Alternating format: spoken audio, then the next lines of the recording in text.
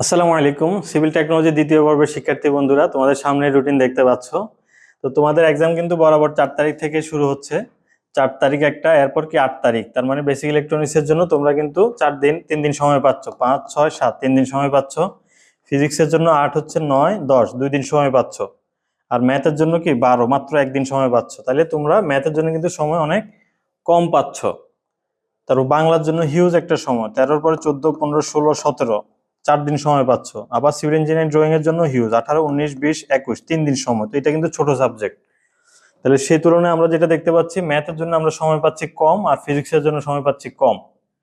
তারপর হচ্ছে বেসিক ইলেকট্রিকের জন্য এটা 3 দিন, এটাও একটু কম কিন্তু। তাহলে তোমরা এখন থেকে তোমাদেরকে প্রস্তুতি নিতে হবে। এখন থেকে প্রস্তুতি নিতে হবে যে তোমার যে সাবজেক্টের উইকনেস আছে সেই সাবজেক্টগুলো এখন থেকে শেষ করে ফেলতে হবে।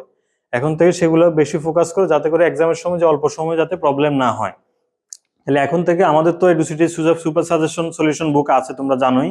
তো সেখানে কিন্তু আমরা এখানে সবগুলো সাবজেক্টই কভার করেছি। সবগুলো সাবজেক্টেরই ইম্পর্টেন্ট জিনিসগুলো সবই আছে আমাদের সাজেশন বইয়ে, সমাধান সহ কিন্তু, সংক্ষিপ্ত, অতিসংক্ষিপ্ত এবং রচনামূলকের।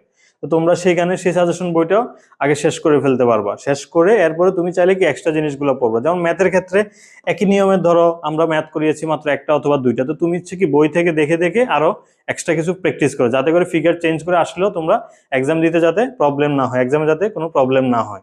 তো সেইভাবে করে ফিজিক্সের ক্ষেত্রেও তোমরা প্র্যাকটিস করো। তো সাজেশন বইয়ে যা আছে এগুলো এনাফ, এগুলো এনাফ। ফিজিক্সের ক্ষেত্রে অনেক ইম্পর্টেন্ট কোশ্চেন দেওয়া আছে, বেসিক ইলেকট্রনিক্স এর ক্ষেত্রেও সেম অনেক ইম্পর্টেন্ট জিনিসগুলো আছে। এগুলো তোমরা যদি ফলো করো ইনশাল্লাহ ভালো মানের একটা কমন আসবে। তবে একটু ঠান্ডা মাথায় পড়াশোনা করতে হবে। এক্সামের সময় গিয়ে কালকে এক্সাম, আজকে রাত্রে আমি নতুন প্রশ্ন শিখবো, এরকম যাতে না হয়। আগে থেকে তোমরা এই যে গ্যাপ দেখে দেখে যা যেখানে উইকনেস সেই হিসাবে প্রস্তুতি নাও, তাহলে ইনশাল্লাহ দেখবে যে এক্সামটা রিল্যাক্সে দিতে পারবে। কারণ এক্সামের হলে যদি তোমার টেনশনে থাকো, তাহলে দেখবে যে জানা জিনিসও তুমি অ্যান্সার করে আসতে পারবা না। ঠিক আছে? তো যদি সাজেশন বই না থাকতো তাহলে হয়তো তুমি হচ্ছে কি ইম্পর্টেন্ট কোশ্চেনগুলো দাগাইতা, বই থেকে দেখতে, একবারে টপিকে যাইতে, একবার বই আসতে অনেক হ্যাসেল হইতো। তো এখন যেহেতু আমাদের সাজেশন বই আছে, তোমার আর কোথাও মুভ করা লাগবে না। এখান থেকে তুমি কিন্তু কি পুরো একটা সুন্দর প্রস্তুতি নিতে পারবা। তো তোমাদের জন্য শুভকামনা রইলো।